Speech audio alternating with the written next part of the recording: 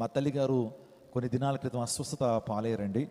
వాస్తవానికి మినిస్ట్రీలో చాలా మాకు ఏముంటుందంటే అన్నీ మంచి ఆహారం అయితే ఉంటుంది, కానీ నిద్ర ఉండదండి. వాస్తవానికి దేవుని సేవకులుగా మాకు నిద్ర చాలా తక్కువ. అనేక మందితో మాట్లాడటం, ఆ తర్వాత ఎక్కడెక్కడికో ప్రయాణాలు చేయటం. మా తల్లిగారు కూడా వాస్తవానికి మా అన్నయ్య కానీ మా నాన్నగారు ఎక్కడికన్నా వెళితే ఆమె వచ్చేంత వరకు ప్రార్థన చేస్తారండి. అంటే రావటం 3 అవుతుంది, 4 అవుతుంది, కొన్ని తర్వాత ఉదయం అయిపోద్ది. కానీ ఆ ప్రయాణంలో దేవుని కాపుదలు ఉండాలని చెప్పి మా తల్లిగారు పడుకోరు, మా కోసం పడుకోరు, ఆ తర్వాత మా నాన్నగారి కోసం పడుకోరు. అలా తెల్లవారు నిద్రపోకుండా ప్రార్థన చేస్తూనే ఉంటారు. సో అలా కొన్ని సందర్భాలు ఆరోగ్యం క్షీణిస్తూ ఉంటుంది.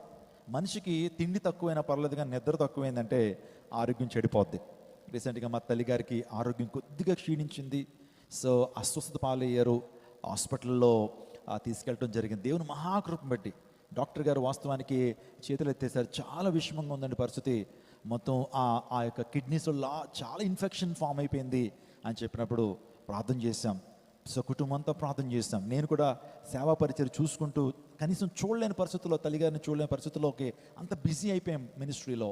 అయినప్పటికీ కూడా ప్రభువా, మేము నీ పని చేస్తే మీరు మా పని చేస్తారు. స్తోత్రం చెప్పడం హల్లెలూయా. ఇదే విశ్వాసం అండి. ప్రభువా, మా తల్లిగారికి బాగాలేదు, అయినా సరే నేను చాలా మీటింగ్లు తిరుగుతూ ఉన్నాను. మా తల్లి ఒకరోజు అడిగింది, సో చిన్నోడు రాలేదా, నేను రాలేదా అనేటువంటి విషయాన్ని అడిగారట. ఎందుకంటే పరిచయలు అంత బిజీ అయిపోయాను. కానీ మాట్లాడాను, కలిసాము. ఒకరోజు కలిసిన తర్వాత అమ్మ ఒక విషయం చెప్తాను ఏంటంటే, మేము దేవుని పని చేస్తే దేవుడు మన పని చేస్తాడు కదమ్మా. సో మేము దేవుని యొక్క రాజ్య విస్తరణలో అనేక ప్రాంతాలకు వెళ్తున్నాం, రాలేకపోయినా ఏమనుకోవద్దు, కానీ దేవుని పనులు నిమగ్నం మంది ఎక్కడికి వెళ్తున్నా ప్రార్థన చేస్తున్నా అని చెప్పినప్పుడు, నిజమేరా, మనం దేవుని పని చేస్తే దేవుడు మన కార్యాన్ని సఫలం చేస్తాడు. దేవుని కొరకు మనం పని చేస్తే దేవుడు మన పని చేస్తాడని ఆమె సమర్థించుకుంటూ వచ్చింది. దేవుని మహాకృప బట్టి దేవుడు సజీవ లెక్కలో ఆమె ఉంచాడు.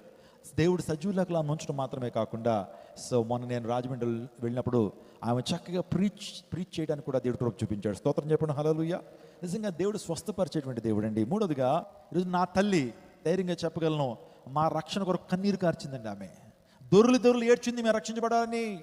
ప్రభువా, యవ్వన కాలంలో నా బిడ్డలను పట్టుకోయ్యా, యవ్వన కాలం దాటిపోతే, యవ్వన కాలంలో పాపంలో ఊబిలో కూరుకుపోతే నా బిడ్డలు ప్రభువా నిన్ను ఆరాధించలేరు, నీ స్తుతించలేరు, నీ సేవ చేయలేరయ్యా. అందును బట్టే మా బిడ్డల్ని యవ్వన కాలంలో పట్టుకోండి అయ్యా, టీనేజ్కి వస్తున్నప్పుడే వారిని పట్టుకోండి అని గోజాడింది మా తల్లి. ఆ తల్లి చేసిన ప్రార్థన బట్టి మేము ముగ్గురం కూడా యవ్వన కాలంలో రక్షణ పొందాం. స్తోత్రం చెప్పడం హల్లెలూయా.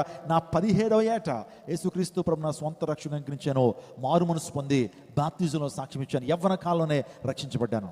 Are you praying for your children, my dear mother?